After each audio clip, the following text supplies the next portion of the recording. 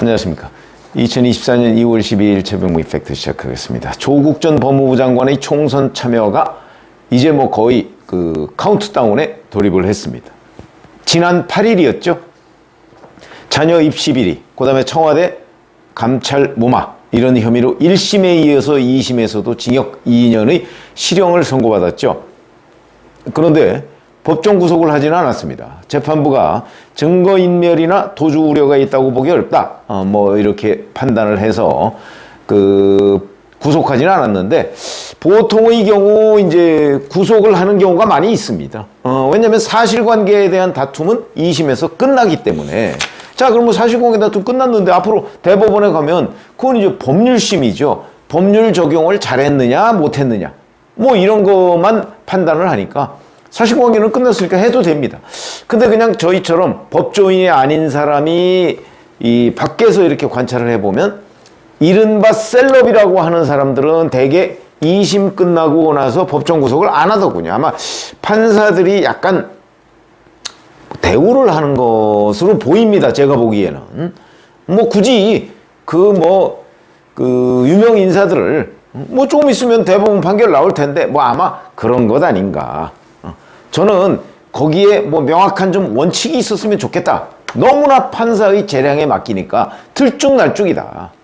복불복이다. 물론 뭐 일찍 구속되는 게 꼭 좋은 일은 아니죠. 그리고 늦게 구속되는 게 또 좋은 일은 아닙니다. 어차피 징역 2년이면 이번에 구속 안 되면 예를 들어서 뭐 한 7월이나 뭐 이때쯤에 확정 판결이 나온다 그러면 그때부터 2년을 살아야 되는 거고 지금 들어가면 지금부터 2년 살아야 되는 거니까 마찬가지다. 뭐 그렇긴 하지만 여튼 법정 구속을 하지 않았습니다. 조국 당시 법무부 장관 이렇게 얘기했습니다. 대법원의 최종 판단을 구하고자 한다. 그러면서 입장문을 별도로 내고 4월 총선은 민주주의 퇴행을 막는 시작이 되어야 한다. 그 길에 힘을 보태겠다. 이게 이제 언론에서는 총선 출마하겠다는 걸로 해석이 됐죠. 자, 실제 이 2월 8일 2심 선고가 예정이 되어 있는 상황에서도 조국 전 법무부 장관은 본인의 싱크탱크죠. 리셋 코리아 행동이라는 곳에 발기인 대회를 2월 1일 가진 적이 있습니다. 2심 선고 일주일 전입니다. 그러니까 2심 선고가 어떻게 나올 거라는 거를 본인도 충분히 알고 있었던 거죠.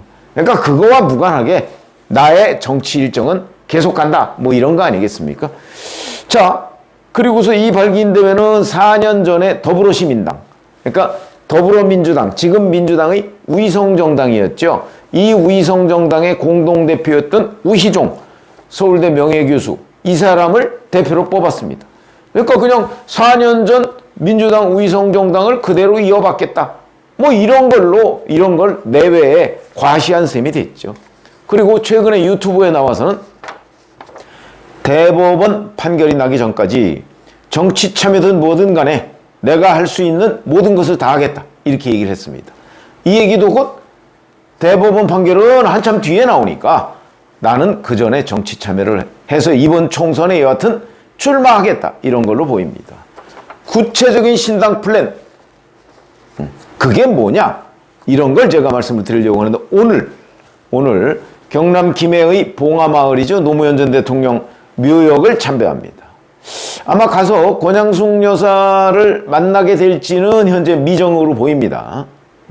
저는 뭐 권양숙 여사가 만나줄 가능성도 있다고 보는데 굳이 권양숙 여사가 이 조국 전 법무부 장관은 뭐 친노는 아니거든요. 친문이라고 봐야 되기 때문에 만날 수 있을까? 뭐 조금 의문이긴 합니다. 자, 이어서 양산의 평산마을이라는 데를 찾아서 문재인 전 대통령을 예방한다고 합니다. 자, 노무현, 문재인을 연이어서 예방하고 내일 부산을 찾아서 선산에 들러서 선친한테 인사를 한다. 이건 이제 대개의 경우 본인의 결심을 밝힌다. 뭐 이런 의미인데 그 이후에 이번 총선과 관련한 입장을 밝힌다. 이렇게 지금 예고를 해놓은 상태입니다. 아시다시피 만약에 이번 총선에 참여하지 않는다. 이런 걸 발표하려면 굳이 뭐 본인의 일정을 12일 날 뭐 하고 13일 날 뭐 하고 이런 거를 밝힐 이유가 없습니다. 그리고 이렇게 서둘러서 밝히지 않아도 자연스럽게 뭐 시간이 지나다 보면 본인이 출마 의사를 밝히지 않으면 그런가 보다 하는 거지 뭐 그렇게 대단히 관심 가지고 있는 사람도 별로 없습니다. 그런데도 이렇게 자기 일정을 미리 예고해 가면서 이런 움직임을 보이고 있는 것은 출마가 확실시되는 것으로 보인다. 이렇게 말씀을 드릴 수가 있고요. 뭐 이미 리셋 코리아 행동이라는 데가 발기인대를 가졌기 때문에 그걸 그대로 그냥 정당으로 옮기면 됩니다. 물론 그러려면 리셋 코리아 행동의 뭐 시도 지부 뭐 이런 것도 만들어야 되겠죠.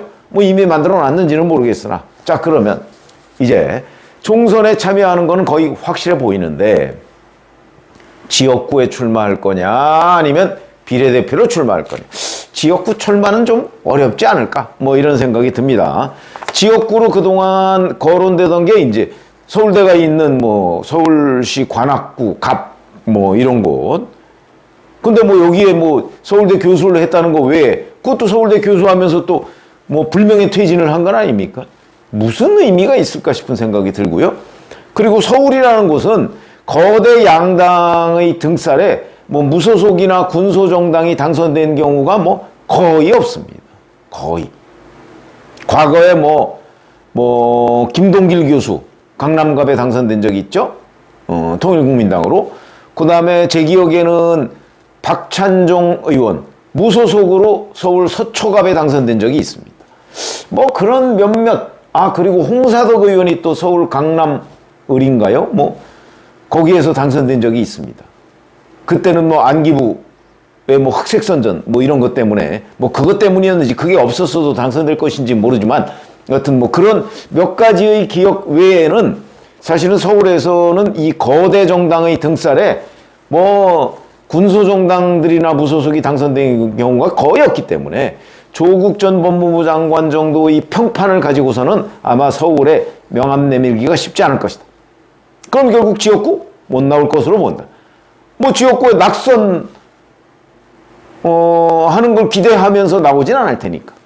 그러면 이제 그 다음이 본인의 출신 고등학교죠. 부산의 해광고등학교라는 곳이 부산의 중구에 있는데 그게 이제 중구 영도 부산 지역구거든요.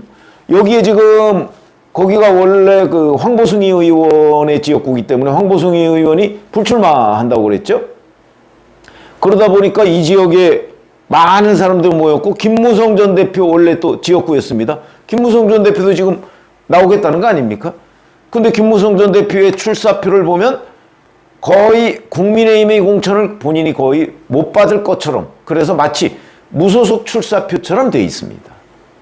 그러면 김무성 전 대표가 무소속으로 나오게 된다면 거기서 국민의힘 공천을 못 받고 그렇게 되면 이제 국민의힘 표가 갈리겠죠. 그럼 민주당이 있고 이렇게 되면 조국 전 법무장관이 거기에 출마를 하면 표가 민주당 표가 또 좀 갈리겠죠. 뭐 가능성은 서울 관악갑보다는 조금 더 높다. 그러나 그런 위험부담을 질까? 저는 뭐 안 질 걸로 봅니다. 왜냐면 고등학교 졸업하고 서울에 와서 대학 다니고 그 후의 활동 뭐 이런 이후에 자기 지역에 가서 얼굴을 내비친 적이 거의 없기 때문에 제가 보건대 그렇게 되면 지금 내려가서 표 달라고 할 수가 없는 상황입니다. 그러니까 아마 비례로 갈 것이다. 이렇게 보는 것이 합리적 분석이고요. 자, 그러면은 비례로 가서 비례대표 배분 대상이 되려면 지역구에서 5석 이상을 확보해야 되는데 그건 불가능해 보이고 이제 정당 득표에서 3% 이상 현재 그게 바뀔 가능성이 없습니다. 3% 이상만 득표하면 비례대표 배분 대상에는 올라갑니다. 자, 이렇게 되면 민주당의 위성정당에 참여하는 방법도 있는데 지금 현재 민주당에서는 매우 부정적이다. 그럼 위성정당에 안 끼워주겠죠. 그러면 조국신당은 독자 노선을 가져가야 된다. 그러면 3%.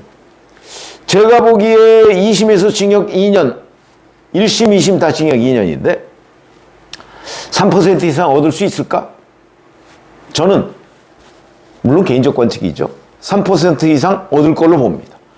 조국 수호 세력 그게 뭐 합리적인 판단을 한다고 저는 보지 않기 때문에 그냥 묻지마 지지 이런 정도면 조국이라는 이름 보고 조국신당 그걸 찍을 가능성이 있다고 봅니다. 그 사람들이 우리 국민의 3% 정도는 넘지 않을까. 그럼 일단 배분 대상에 들어갑니다. 3%. 그리고 지역구 당선자는 없고, 그러면 이제 이게 준연동형이기 때문에 뭐 3%면 뭐 일단 3% 넘어서 뭐 예를 들어서 4%다 뭐 이렇게 되면 한두 명은 당선될 가능성이 있죠. 근데 1번만 당선된다. 그럴 경우는 1번은 여성이기 때문에 뭐 어느 유튜버는 뭐 그게 조민 아니냐 뭐 이렇게 얘기를 하는, 글쎄 뭐 그렇게 코미디 같은 상황을 아무리 조국이지만 만들 수 있을까요? 저는 못 만들 걸로 보고, 뭐 그거는 그냥 그 누가 조롱하자고 내놓은 얘기에 불과할 거고, 뭐 1번은 아마 조국 전 법무장관과 뜻을 같이 하는 뭐 이런 그 어떤 여성으로 하겠죠. 그리고 본인이 2번을 맡을 가능성이 있는데 2번까지 과연 당선될까? 4년 전에 열린민주당이라는 곳이 5.42%를 얻었습니다. 그래서 3석을 가져갔거든요. 정의당이 9.67%를 얻어서 5석을 가져갔습니다. 자, 그럼 본인이 2번을 했을 경우에 2번까지는 여하튼 당선이 돼야 되니까 5.42%를 넘을까? 간당간당한다고 보입니다. 뭐 그거야 다 나중에 결과를 봐야 되겠죠. 아마도 안 되지 않을까. 그러면 2석 정도? 2석은 가능할 수도 있겠다. 뭐 이렇게 생각이 드는데, 그렇게 되면 당선이 되겠죠. 비례대표로 당선이 되고, 자, 그렇게 되면 4월 10일 총선에서 만약에 비례대표로 당선이 된다면 5월 30일부터 임기가 시작됩니다. 근데 2월 8일에 2심이 끝났고 대법원으로 넘어가게 되는 거는 뭐 한 며칠 뒤면 넘어가게 되겠죠. 아마 이번 주쯤에 넘어가게 될 겁니다. 그렇게 되면 대법원에서 원칙적으로 얘기하면 4개월 정도 내에 대법원 판결이 나와야 됩니다. 5월 30일이면 뭐 4개월 조금 뭐 3개월 며칠 정도 되죠. 3개월 20일 정도 되는 건데 나올 수도 있습니다. 그러면 4월 10일 총선에서 당선되고 임기 시작도 전에 그 의원직 상실 가능성 꽤 됩니다. 황당한 일이겠죠. 만약에 그렇지 않고 5월 30일에 배지를 이제 달고 임기를 시작한다고 하더라도 그냥 보통의 경우 한 4개월 정도면 대법원 판결이 나와야 되니까 뭐 한 5, 6월 뭐 이 정도면 그러면 확정 판결이 나오지 않을까. 더군다나 김명수 대법원장 체제가 아니지 않습니까? 조희대 대법원장 체제이기 때문에 나오지 않을까. 뭐 이렇게 예상이 되는데 뻔히 몇 개월 뒤에는 본인의 의원직 잃을 가능성이 대단히 높은데도 도전을 하겠다. 뭐 이렇게 지금 판단이 되니까 뭐 그거야 뭐 본인의 선택이고, 그런 사람한테 또 지지를 보내는 것도 유권자의 선택이고, 뭐 그걸 저희가 그 객관적으로 봤을 때 좀 황당하긴 하지만 뭐 그렇다고 그래서 그 뭐 그걸 뭐라고 얘기할 수 있는 상황은 아니죠. 본인이 노력해서 그래 되는 거니까 그 저희는 그냥 분석을 하면 되는데 이런 일이 벌어질 것으로 보인다. 이렇게 말씀을 드리겠습니다. 고맙습니다.